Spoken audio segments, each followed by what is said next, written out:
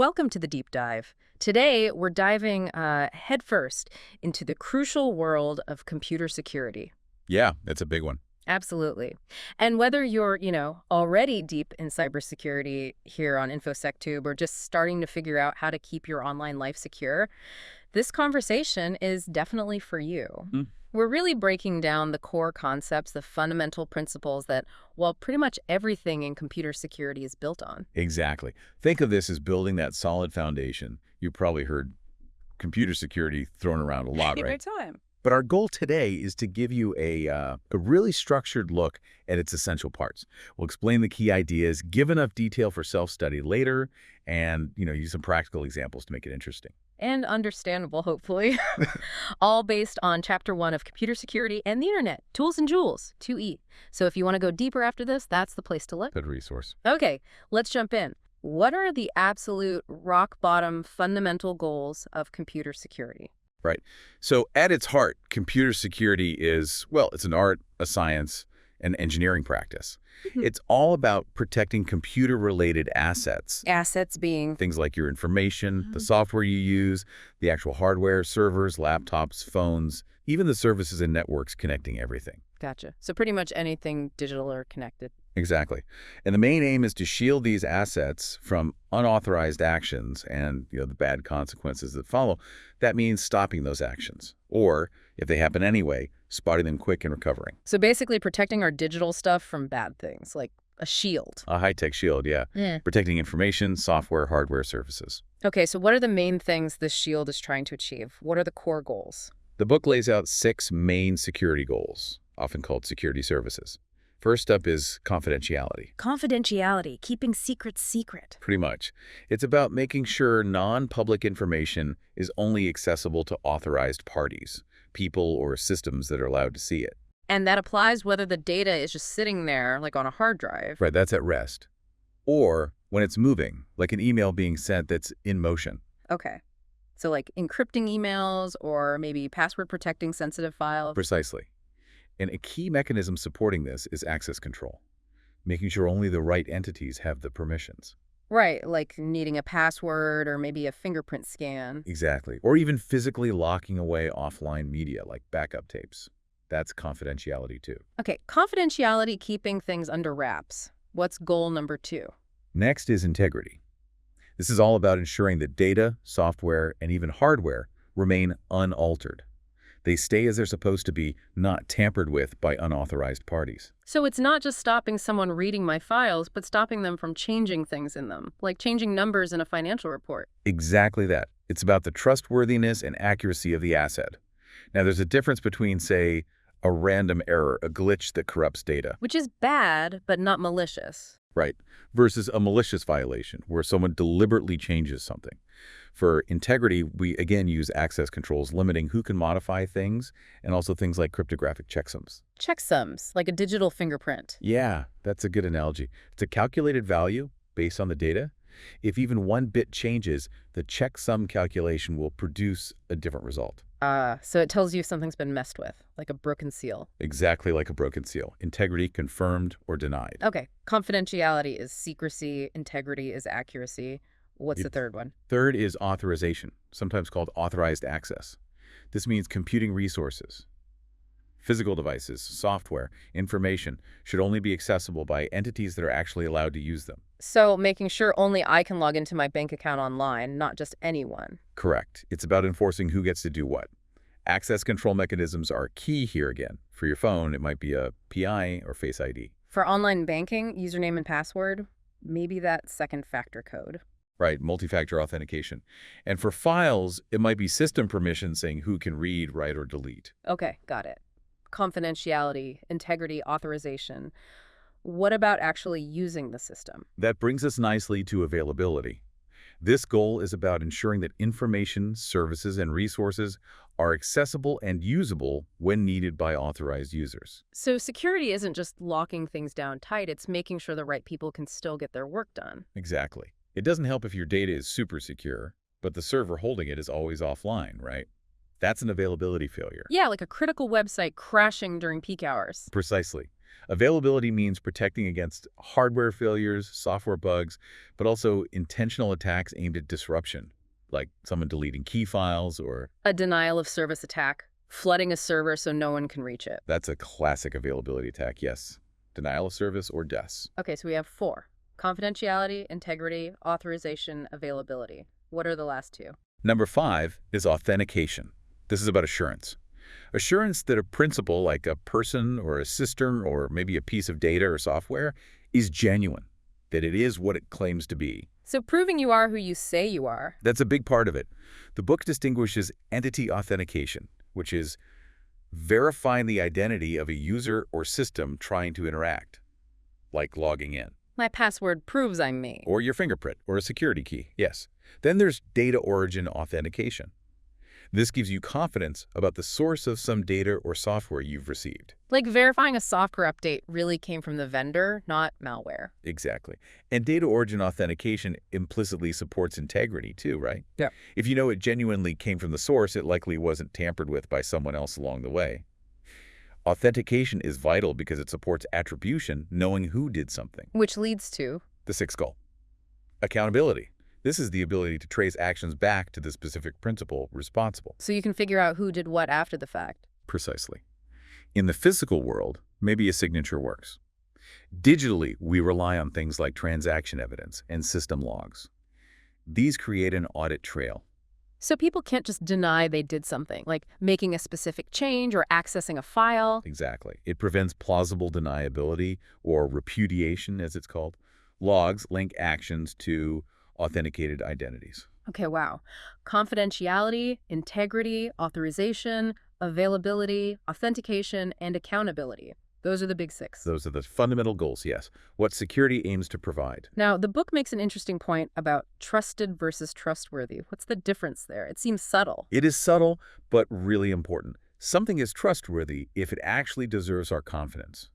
It reliably behaves as expected, provides the security guarantees. Okay, so it's proven reliable. Right. Whereas something trusted is simply something we do place our confidence in, whether it's actually earned that confidence or not. We rely on it for our security to work. So we might trust something that isn't actually trustworthy. Absolutely. And if that trusted component fails or gets compromised, any security measure relying on it can collapse. The bank example in the book was good for this. Yeah, it's perfect. You deposit money, you trust the bank will keep it safe and give it back. A bank with a long, secure history is likely trustworthy. But a brand new online bank. You might trust it with your money initially, but it hasn't proven itself trustworthy yet. If its security fails, your trust was misplaced. Ah, okay. That distinction makes sense. Trust is what we do. Trustworthiness is what it is. You got it. And finally, for this section, there's a quick mention of confidentiality versus privacy and anonymity. How do those relate? Right. So confidentiality is broad, protecting any non-public info. Privacy or information privacy is more specific. It focuses on protecting personally sensitive information. Like my home address, health records, financial details. Exactly. Things linked to you as an individual. Privacy is often about giving individuals control over how their personal data is collected, used, shared. So confidentiality keeps the company's secret formula safe. Privacy keeps my personal medical history safe. Maybe. That's a good way to think about it. And anonymity is related. It's about ensuring actions can't be traced back to your real identity. While they aren't the main focus here, the security mechanisms we talk about are essential for supporting both privacy and anonymity. Got it. Okay, that lays a really strong foundation, ready to move into security policies and the attacks they're designed to stop. Absolutely. And this is where clear definitions become even more critical. You mentioned ambiguity being the enemy. It really is in security. Precise terms matter. We've talked about protecting assets, information, software, hardware, services. And remember, these often link to real-world things. Money, infrastructure, safety. So we need to know exactly what we're protecting first. Definitely. And security is always defined relative to a security policy. This is like the rule book. The constitution for the system's security. Yeah, that's a good way to put it. It spells out what's allowed, what's forbidden. A good policy identifies the assets, who's authorized for what access, what security services are needed, like those 6 goals, and what controls enforce it all. So the system should always follow the policy. Ideally, yes. Now, theory versus practice. In theory, a formal security policy defines every possible system state as either authorized, secure, or unauthorized, insecure. Transitions to unauthorized states are violations. That sounds difficult to do for a complex system. Extremely difficult. Which is why, in practice, policies are often more informal guidelines, best practices, rules addressing known risks, less precise, maybe, but more practical. Still, the principle holds. Security is relative to some policy, ideally a documented one. And when someone deliberately breaks those rules, That's an attack. It's the deliberate execution of steps to cause a security violation. how do attacks work? They exploit vulnerabilities.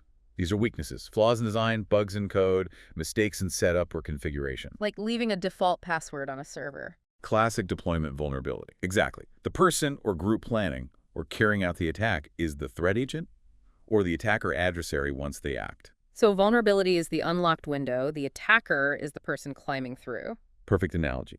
And a threat is the broader possibility, the circumstances and entities that could cause harm or a policy violation. A credible threat means the agent has the means and intention. Like, is the person actually near the unlocked window and do they want to break in? Basically, yes. Security aims to mitigate threats by fixing vulnerabilities, which disables the attack vectors, the specific paths or methods an attacker uses. What are attackers usually trying to achieve? What are their objectives? Common ones include stealing information, messing with data integrity like planting malware, hijacking resources using your computers for their stuff, or denial of service, just breaking things. So we need defenses, controls, and countermeasures. Exactly. To support and enforce the policy, we need controls and countermeasures. These are the safeguards. They aim to prevent violations, detect them if they happen, react to limit damage, and recover afterwards. What kinds of things are controls? It's a mix. Operational things like security training, technical things built into the OS like firewalls or access control lists, and dedicated security mechanisms like encryption tools, intrusion detection systems, strong authentication. So a password policy is a procedural control. The firewall is a technical one. Precisely. They all work together. And hey, if you're finding this breakdown helpful, if it's clarifying things, do make sure to like and subscribe to InfoSecTube. We do lots of these deep dives. Good point. Okay, so we have policies, attacks, defenses. Now, how do we figure out how serious the threats actually are? Let's talk risk. Right, risk. Super important concept. In security, risk is basically the expected loss from harmful future events, considering assets and time. Expected loss, how do you measure that? It depends on a few things. The threat agents, the chance an attack happens and succeeds against a vulnerability, and the potential cost, financial or otherwise, if it does succeed. Risk assessment is the process of analyzing all that. Is there a formula for risk? The book mentions one. Yeah, a common way to model it is R equals T, V key CR, is risk. T is threat likelihood, V is vulnerability, existence, severity, C is cost or impact if exploited. So high threat, high vulnerability, high cost equals very high risk. Exactly. If any of those are zero, theoretically the risk is zero, like the lava flow example in the book. Right. If you don't live near a volcano, T0, the risk from lava is zero. Even if your house is vulnerable, V is high, and would be destroyed, C is high. Perfect illustration, though sometimes it's simplified to RTPC, where P combines threat and vulnerability into an overall probability of successful exploit. Okay, but figuring out T, V, and especially C in cybersecurity, that seems hard. It is hard. That's a major challenge. You might have many threats. Probabilities depend on attacker skill and motive. Impact varies wildly. Trying to get one precise number for T or C is often problematic. So getting exact dollar values for risk is tough. Very tough, which is why the concept of annual loss expectancy, ALE, comes up. ALE tries to estimate the total expected financial loss over a year. How does that work? You estimate for each potential bad event how often it might happen per year, frequency, and the average loss each time it happens. Then you sum those up across all events. ALE equals frequency loss per occurrence. Okay, that sounds more concrete. What basic questions do we need to ask for any risk assessment? Key questions are, what are our valuable assets and what are they worth? What vulnerabilities do we have? Who are the likely threat agents and what attack vectors might they use? And what's the probability or frequency of those attacks succeeding? And we have to weigh the cost of fixing things against the risk, right? Cost benefit. Absolutely. Cost-benefit analysis is crucial. If a security control costs more to implement and maintain than the expected loss it prevents, the reduction in ALE, it might not be worth it financially. Like the password expiration example. Maybe the cost of help desk calls for forgotten passwords outweighs the security benefit. That's a classic case study, yes. It forces you to quantify or at least estimate both sides. What makes quantitative risk assessment so difficult in practice? Several things. Incomplete knowledge of vulnerabilities, new ones pop up constantly. Difficulty valuing intangible assets like reputation. Unknown threat agents who's out there really. Unpredictable human attackers. And estimating frequency for rare but catastrophic events is basically guesswork. So if numbers are hard, what's the alternative? Qualitative assessment. Exactly. Most real-world risk assessment relies heavily on qualitative ratings. Instead of exact dollars or probabilities, you use categories. Low, medium, high. For both likelihood and impact. Yes. For each threat asset pair, you rate the probability, low, med, high, and the potential impact, low, med, high. Then you use a risk rating matrix like Table 1.1 in the book to combine those into an overall risk level. So high probability, medium impact might result in an overall high risk rating. Precisely. The goal isn't a perfect number, but comparative reasoning. It lets you rank risks. Which ones are worst? Where should we focus our limited resources first? It's about prioritization. Makes sense. Once we've assessed the risks, what can we actually do about them? Risk management. Yep. Risk management. 4 main options. Mitigation, implementing controls to reduce likelihood or impact. Transfer, shifting the financial risk, usually via insurance. Acceptance, deciding to live with the risk, often if mitigation cost is too high. And elimination, removing the asset or process causing the risk entirely. Like decommissioning an old vulnerable server. Exactly. Okay, so we understand risk now. How about we dig into the adversaries themselves, modeling who might attack us? Definitely. Knowing your enemy seems pretty fundamental in security. It absolutely is. A core part of analysis is adversary modeling, figuring out who you need to defend against. Because defending against a casual hacker is very different from, say, a nation state. Right. So what do we need to consider when modeling adversaries? What are their attributes? The book lists key adversary attributes. First, their objectives. What are they trying to achieve? Steal data, disrupt service, money, politics. Second, their methods. What tools and techniques do they use? Third, their capabilities. Resources, skills, personnel, access opportunities, maybe physical access. Fourth, their funding level. More money often means more sophistication, more persistence. And fifth, are they an insider or an outsider? Insider meaning someone already with some legitimate access, like an employee. Correct. Employee, contractor, partner, someone inside the trust boundary. Though the line can blur if an outsider compromises an insider account. So it's not just who, but why, how, and with what resources. How do we categorize them? Schemas. Yeah, there are different schemas. A categorical schema uses named groups. Table 1.2 has examples. Foreign intelligence, cyber terrorists, industrial espionage, organized crime, lesser criminals crackers, malicious insiders, even non-malicious employees who make mistakes. That's a wide range. What's the other type of schema? A capability level schema. This ranks adversaries, maybe level 1 to 4, based on capability, resources, opportunity, and intent. A level 4 might be highly skilled, well-funded, and very motivated. And you could maybe classify those named groups by capability level, like some organized crime might be level 3, some level 4. Exactly. It adds another dimension. We also distinguish targeted attacks aimed specifically at you versus opportunistic or generic attacks, casting a wide net for any vulnerable target. Sniper versus fishing net. Good analogy. Now, knowing the potential adversary helps us think about how to evaluate our own security. Testing and analysis time. Right. One way is formal security evaluation and certification, often for government or critical systems. An independent lab rigorously tests a product against specific criteria. Very thorough, but costly and slow. Changes often mean recertifying. Sounds intense. What's more common for regular organizations? Penetration testing or pen testing. Hiring ethical hackers, basically, to try and break into your systems with permission. They use attacker techniques to find exploitable vulnerabilities. Black box versus white box. Yeah. Black box means the testers get little inside info. White box means they get design docs, maybe source code. White box can be more efficient for finding certain flaws. And remember, vendor testing is good, but it doesn't cover your specific setup, your configuration. So pen testing finds holes in your actual deployed system. Exactly. But broader than just testing is security analysis. This is ongoing. Identifying vulnerabilities, especially in design, and overlooked threats, then figuring out how to improve defenses. Ideally, it starts early in development and continues throughout the system's life. Not just a one-off check, but continuous improvement. Yes. It involves code review, design review, vulnerability assessment like pen testing. But a core focus is often on the security architecture, the overall design, the components, how they work together to meet security goals and counter threats. It needs to consider deployment specifics and the threats relevant there. Which leads us to threat modeling. Okay, but before we dive into threat modeling, just a reminder, if you're finding this comprehensive exploration valuable, please hit that like button and subscribe to InfoSecTube. It really helps us keep creating this content. Good call. Okay, threat modeling. So we've modeled the adversary, now we model the threats themselves. Precisely.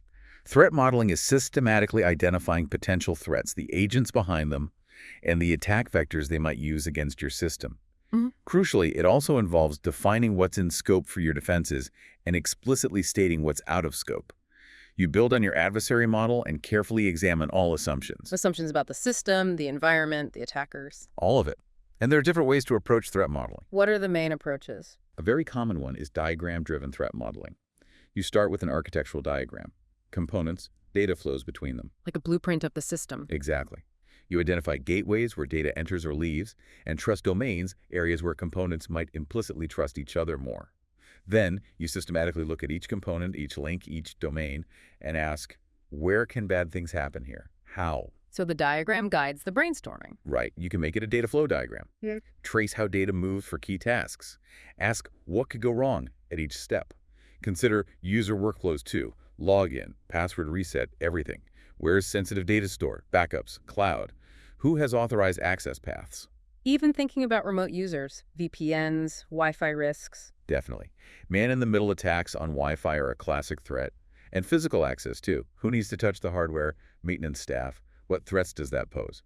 The diagram is the starting point for thinking through all potential attack vectors. Sounds thorough. What's another method? Attack trees. Yes, attack trees are great for visualizing attack vectors.